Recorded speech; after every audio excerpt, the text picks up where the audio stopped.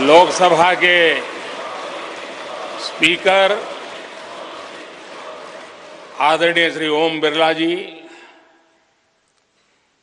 राज्यसभा के उपसभापति श्री हरिवंश जी,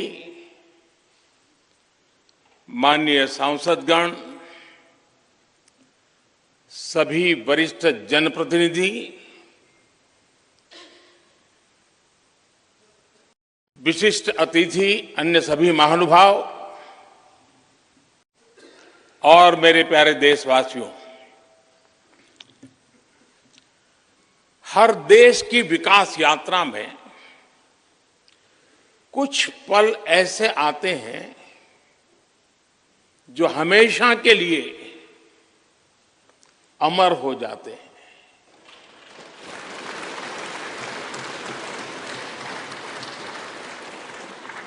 कुछ तारीखें समय के ललाट पर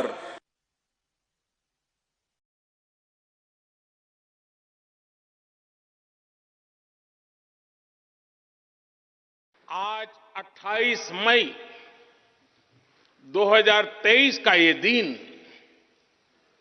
ऐसा ही शुभ अवसर है।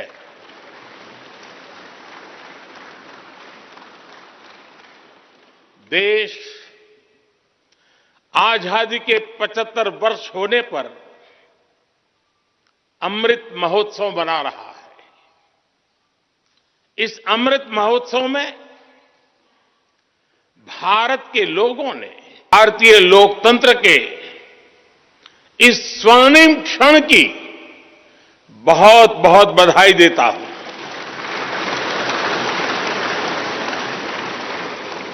साथियों, ये सिर्फ एक भवन नहीं है, ये 140 करोड़ भारतवासियों की आकांक्षाओं और सपनों का प्रतिबिंब है।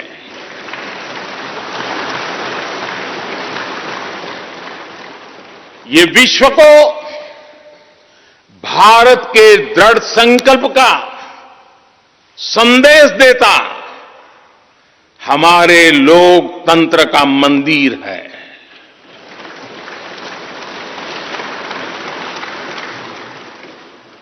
ये नया संसद भवन योजना को यथार्थ से, नीति को निर्माण से, इच्छा शक्ति को क्रिया शक्ति से, संकल्प को सिद्धि से जोड़ने वाली अहम कड़ी साबित होगा। ये नया भवन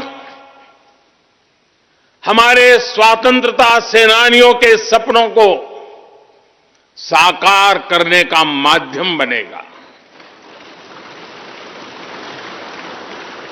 ये नया भवन आत्मनिर्भर भारत के सूर्योदय का साक्षी बनेगा।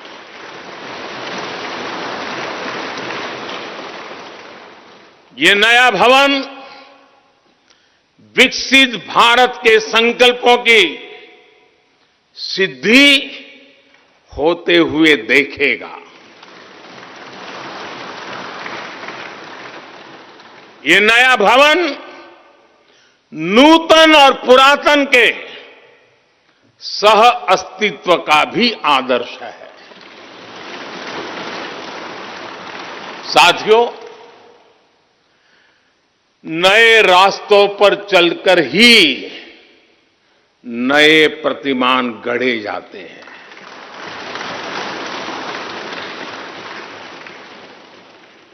आज नया भारत नए लक्ष्य तय कर रहा है,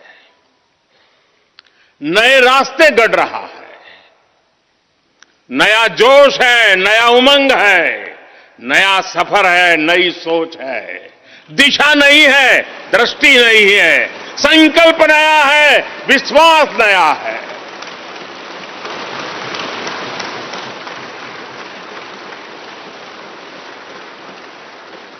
और आज आज फिर एक बार पूरा विश्व भारत को, भारत के संकल्प की दृढ़ता को, भारतवासियों की प्रखरता को, भारतीय जनशक्ति की जिजीविषा को आदर और उम्मीद के भाव से देख रहा है।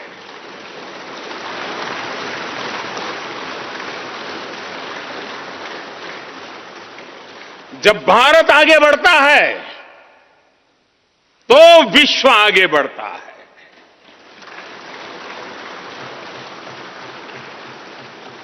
संसद का ये नया भवन भारत के विकास से विश्व के विकास का भी आह्वान करेगा।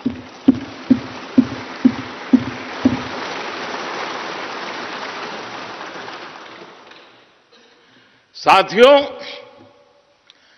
आज इस ऐतिहासिक अवसर पर कुछ देर पहले संसद की इस नई इमारत में पवित्र सेंगोल की भी स्थापना हुई है।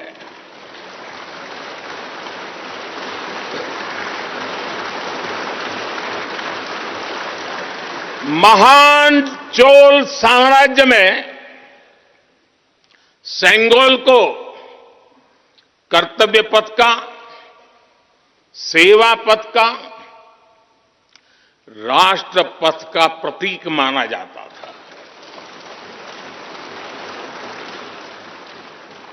राजा जी और आदीनम के संतों के मार्गदर्शन में यही सेंगोल सत्ता के हस्तांतरण का प्रतीक बना था। तमिलनाडु से विशेष तौर पर आए हुए आदीनम के संत आज सुबह संसद भवन में हमें आशीर्वाद देने उपस्थित हुए थे। मैं उन्हें पुनः श्रद्धापूर्वक नमन करता हूं। उनके ही मार्गदर्शन में लोकसभा में ये पवित्र सेंगोल स्थापित हुआ है। पिछले दिनों मीडिया में इसके इतिहास से जुड़ी बहुत सारी जानकारी उजागर हुई है। मैं इसके विस्तार में नहीं जाना चाहता हूं, लेकिन मैं मानता हूं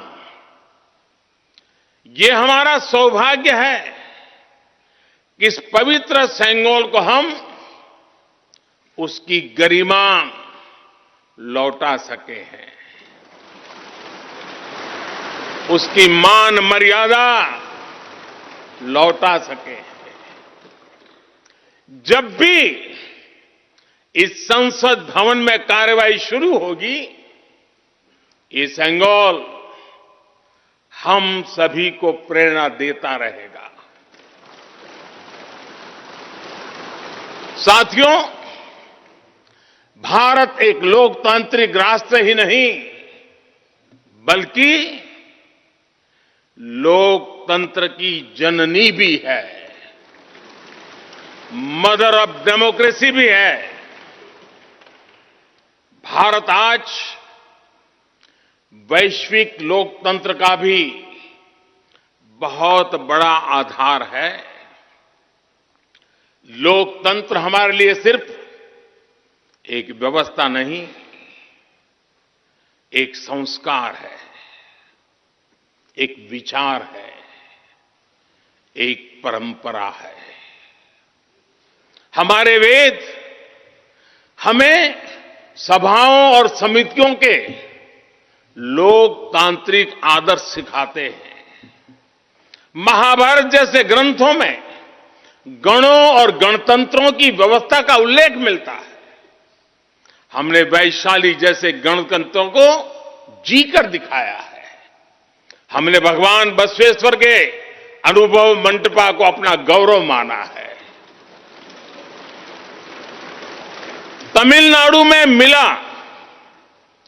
900 ईस्वी का शिलालेख आज भी हर किसी को हैरान कर देता है।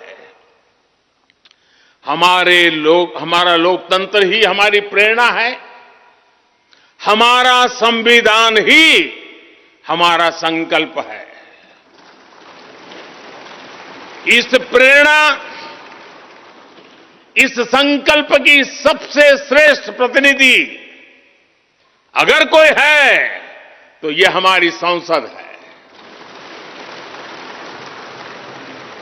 और यह संसद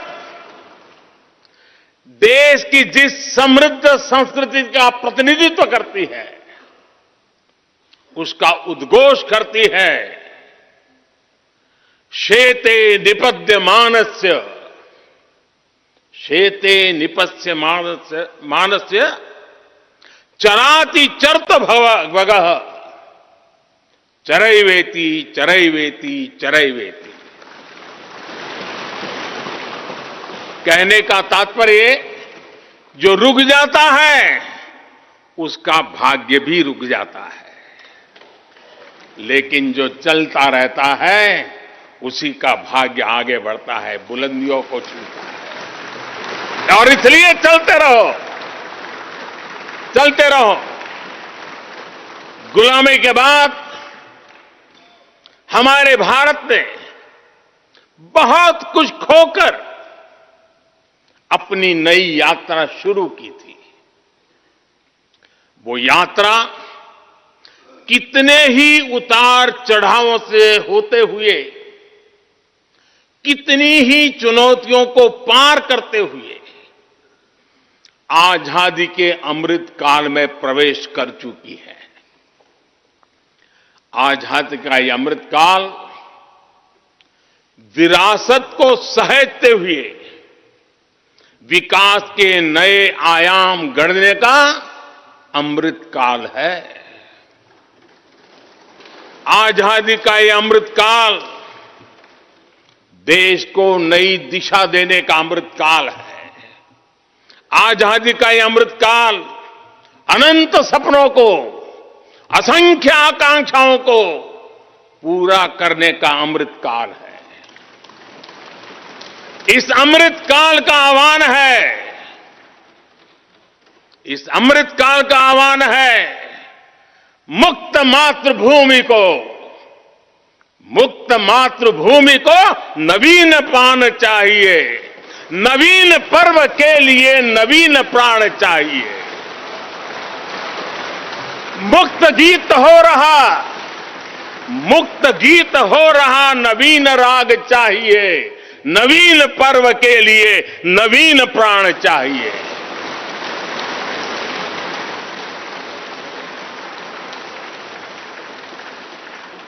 और इसलिए भारत के भविष्य को उज्जवल बनाने वाली इस कार्यस्थली को भी उतना ही नवीन होना चाहिए, आधुनिक होना चाहिए। साथियों, एक समय था जब भारत दुनिया के सबसे समृद्ध और वैभवशाली राष्ट्रों में गिना जाता था। भारत के नगरों से लेकर महलों तक, भारत के मंदिरों से लेकर मूर्तियों तक, भारत का वास्तु भारत की विशेषज्ञता का उद्घोष करता था। सिंधु सभ्यता के नगर नियोजन से लेकर मौर्यकालीन स्तंभों और स्तूपों तक, चोल शासकों के बनाए भव्य मंदिरों से लेकर जलाशयों और बड़े बांधों तक भारत का कौशल विश्व भर से आने वाले यात्रियों को हैरान कर देता था। लेकिन सैकड़ों साल की गुलामी ने हमसे हमारा ये गौरव छीन लिया। एक ऐसा भी समय आ गया जब हम दूसरे देशों में हुए निर्माण को देखकर मुग्ध होने लग गए। 21वीं सदी का नया भारत बुलंद हौसले से भरा हुआ भारत अब गुलामी की उस सोच को पीछे छोड़ रहा है। आज भारत प्राचीन कला की उस गौरवशाली धारा को एक बार फिर अपनी तरफ मोड़ रहा है और संसद की ये नई इमारत इस प्रयास का जीवंत प्रतीक बनी है। आज नए संसद भवन को देखकर हर भारतीय गौरव से भरा हुआ है।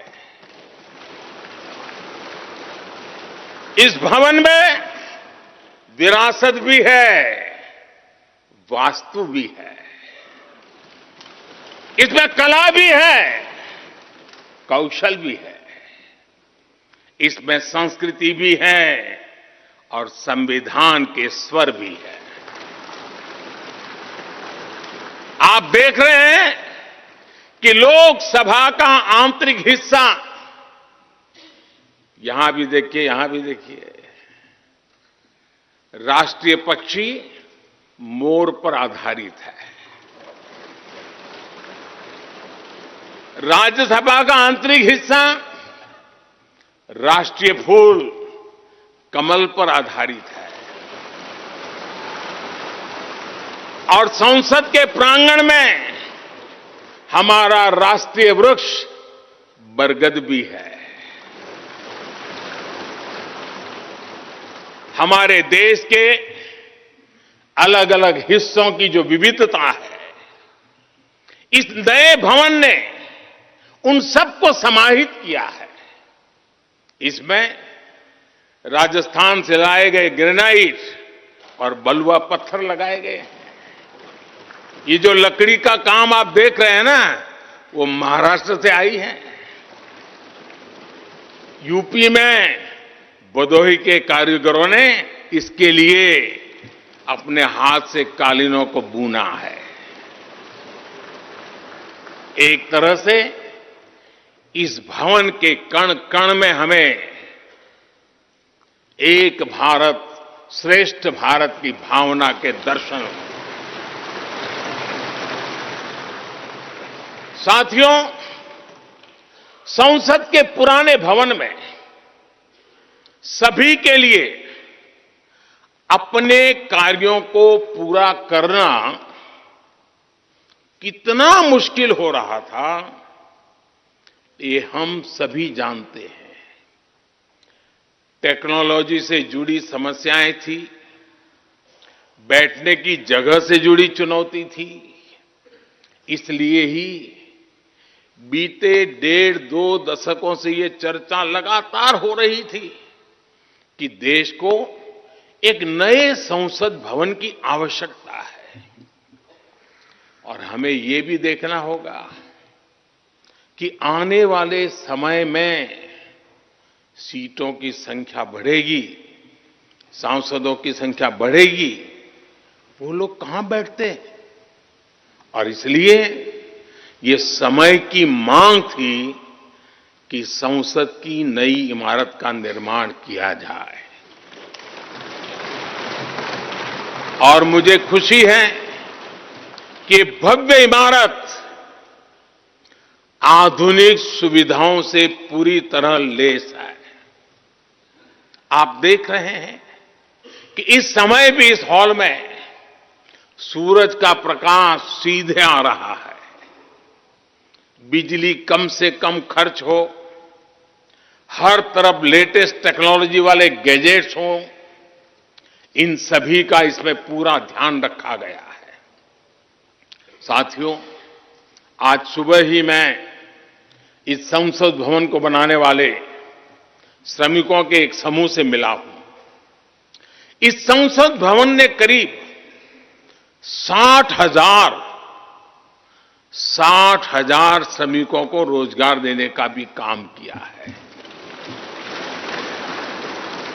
उन्होंने इस नई इमारत के लिए अपना पसीना बहाया है।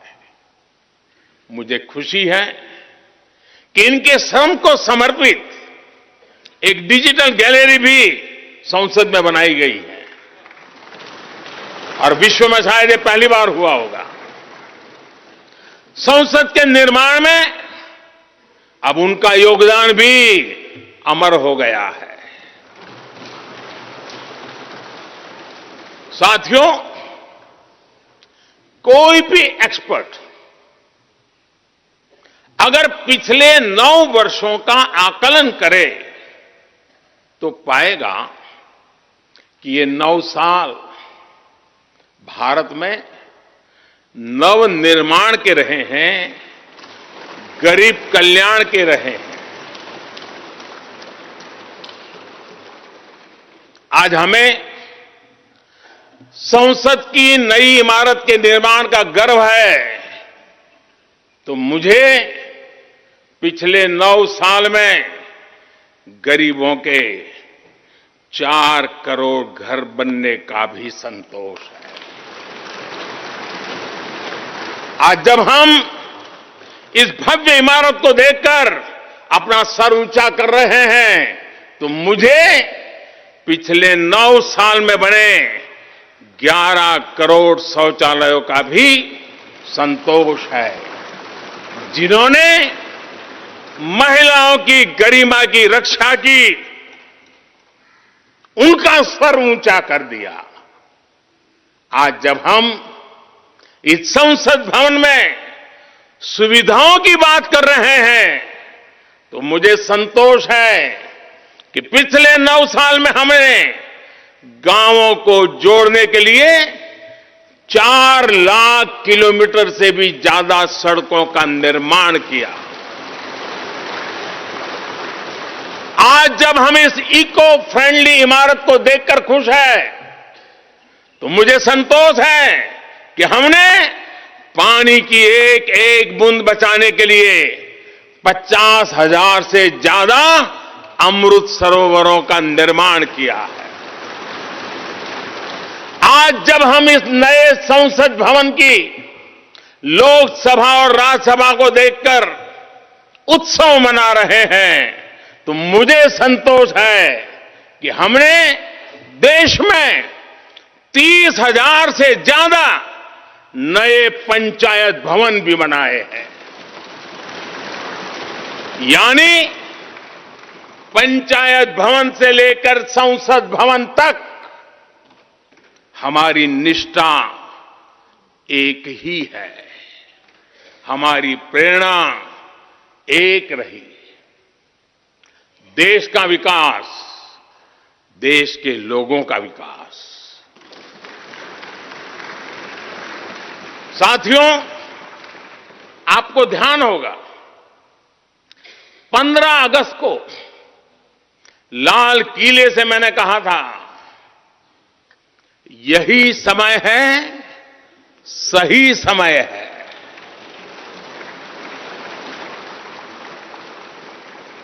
हर देश के इतिहास में ऐसा समय आता है जब देश की चेतना नए सिरे से जागृत होती है।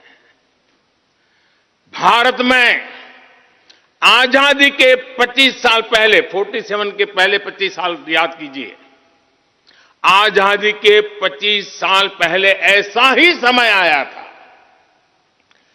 गांधी जी के असहयोग आंदोलन ने पूरे देश को एक विश्वास से भर दिया था। गांधी जी ने स्वराज के संकल्प से हर भारतवासी को जोड़ दिया था। ये वो दौर था जब हर भारतीय आजादी के लिए जी जान से जुट गया था। इसका नतीजा हमने 1947 में भारत की आजादी के तौर पर देखा।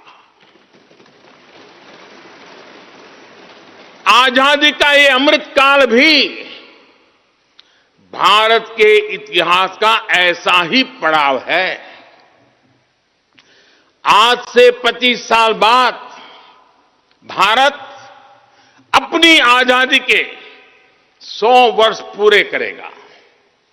हमारे पास भी 25 वर्ष का अमृत कालखंड है। इन 25 वर्षों में हमें मिलकर भारत को विकसित राष्ट्र बनाना है।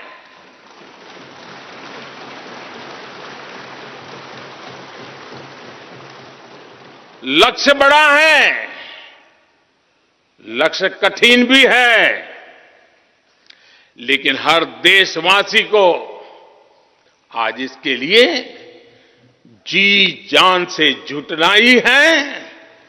नए प्रण लेने हैं, नए संकल्प लेने हैं, नई गति पकड़नी है। और इतिहास गवाह है कि हम भारतीयों का विश्वास सिर्फ भारत तक ही सीमित नहीं रहता। हमारी आजादी की लड़ाई ने दुनिया के बहुत सारे देशों में उस समय एक नई चेतना जागृत कर दी थी। हमारी आजादी की लड़ाई से भारत तो आजाद हुआ ही, साथ ही कई देश आजादी की राह पर चल पड़े। भारत के विश्वास ने दूसरे देशों के विश्वास को सहारा दिया था।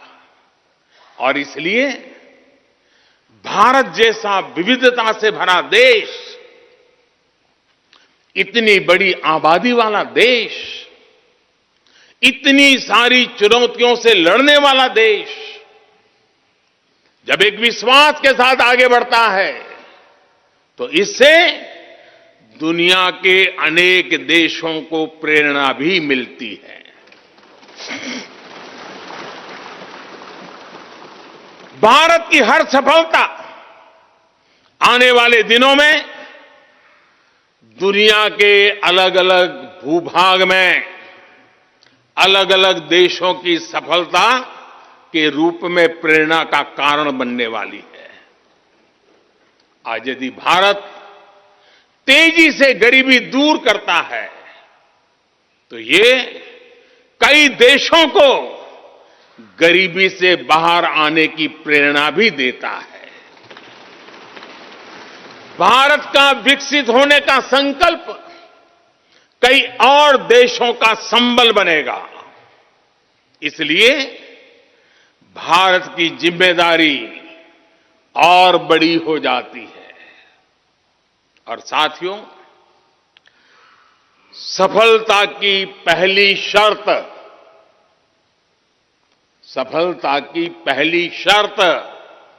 सफल होने का विश्वास ही होती है। ये नया संसद भवन इस विश्वास को नई बुलंदी देने वाला है। ये विकसित भारत के निर्माण में हम सभी के लिए नई प्रेरणा बनेगा।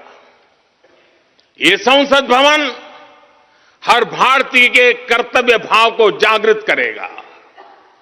मुझे विश्वास है इस संसद में जो जनप्रतिनिधि बैठेंगे वे नई प्रेरणा के साथ लोकतंत्र को नई दिशा देने का प्रयास करेंगे।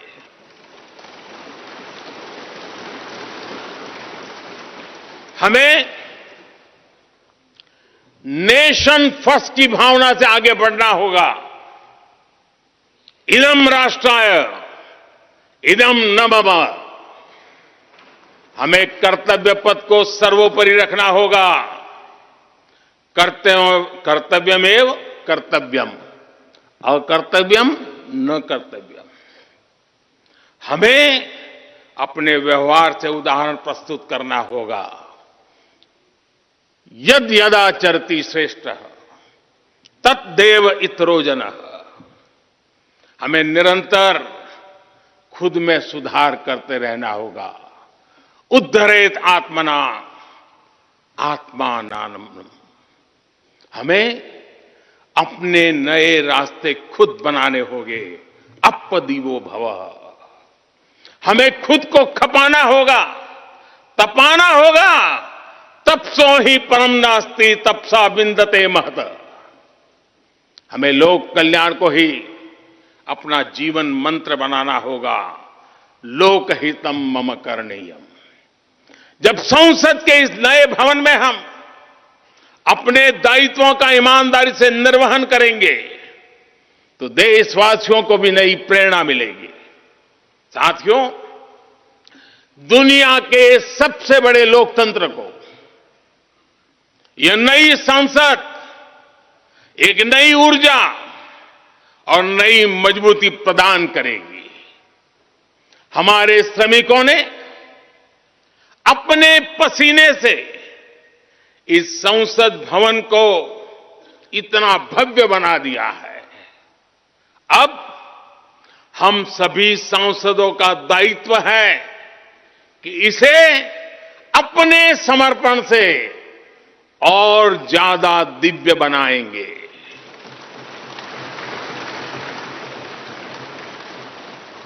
एक राष्ट्र के रूप में हम सभी 140 करोड़ भारतीयों का संकल्प ही इस नई संसद की प्राण प्रतिष्ठा है।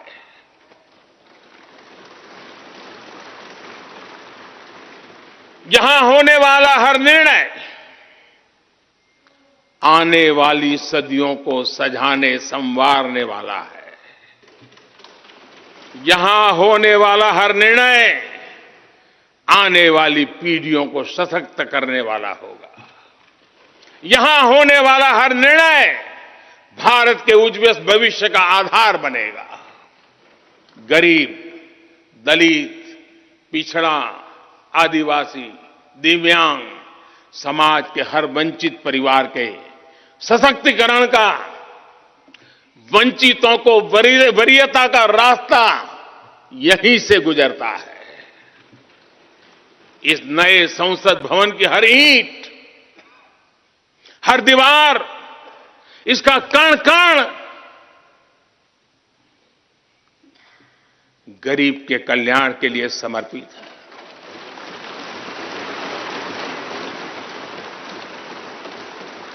अगले 25 वर्षों में संसद के इस नए भवन में बनने वाले नए कानून भारत को विकसित भारत बनाएंगे। इस संसद में बनने वाले कानून भारत को गरीबी से बाहर निकालने में मदद करेंगे।